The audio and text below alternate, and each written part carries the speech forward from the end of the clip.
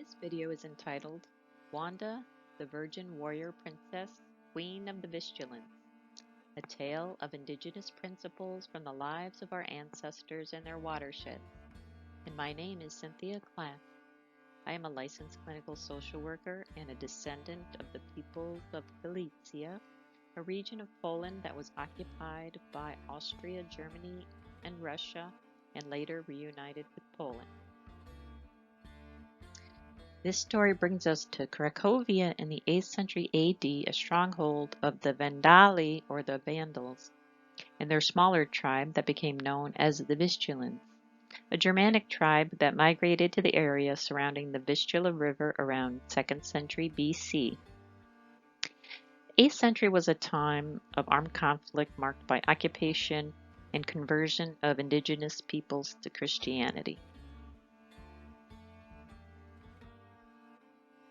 The story of the origins of Krakow involved its namesake, King Krak, who was responsible for the slaying of the Wawel dragon, and his daughter, the Princess Wanda. Upon the king's death, the throne was passed to Wanda, a young virgin, as her brother had been banished after he killed their older brother in a power struggle for the throne. From the moment the flower garland was replaced with a crown upon her head, Wanda was loved by her people and lauded as the embodiment of perfect beauty and power uncorrupted. Possessed of good looks, grace, serenity, inner strength, and charm, even the nation's most ruthless enemies were said to willow at the sight of her radiant countenance and intimidating virtue. More than a pretty face, Wanda is also said to possess military talent, personally leading her troops into battle and repeatedly repelling challengers who had perceived her as weak, viewing her throne as vacant and her lands as for the taking. One would-be suitor was Rydiger the dragon, a powerful Alemanni ruler. The Alemanni tribe had been conquered by the Romans and converted to Christianity starting in the 6th century. Rydiger demanded she marry him and give him Krakow as her dowry. If she refused, he would take both by force and burn the city to the ground. She sent him in writing her decision that she would rather die than be forced into marriage with him. As Rydiger and his army approached the city and her defending army, Wanda snuck out of the castle dressed as a commoner and rode to the battlefront to try to stop the assault. As she reached the front line of the battlefield, she undressed and walked the rest of the way barefoot, stopping the men in their tracks. She shamed Rydiger, and his men dropped their weapons and retreated. In the Wawel play Legend by Stanislaw Wyspiański, Wanda exclaimed, "I, Wanda, daughter of Krak, queen of Krakow, stand naked before you in the fertile lands of the Wisla, a maiden chained to the stone of your swinish greed. For my lands, for my people, for my body.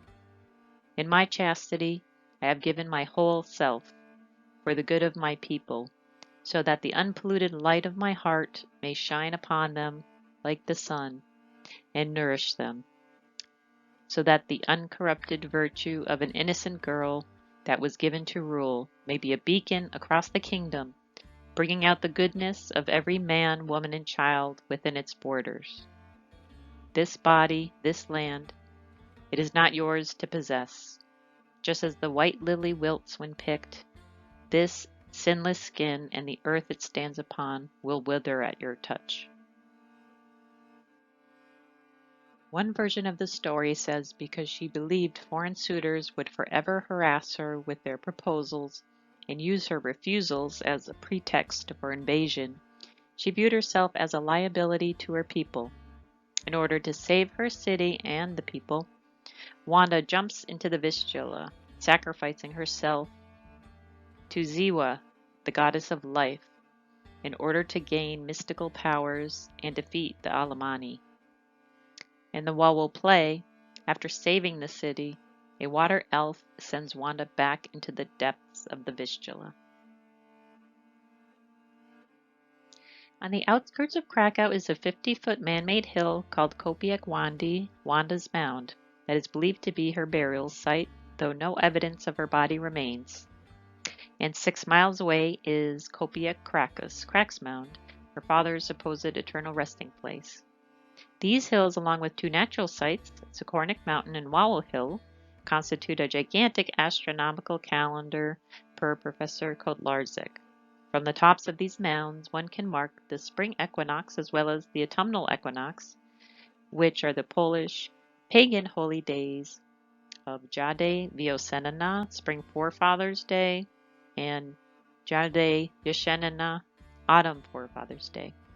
And from atop her father's mound, one can see the sun rise over the mound of Wanda on the eve of May 1st, May Day, which was a sacred ancient European festival day.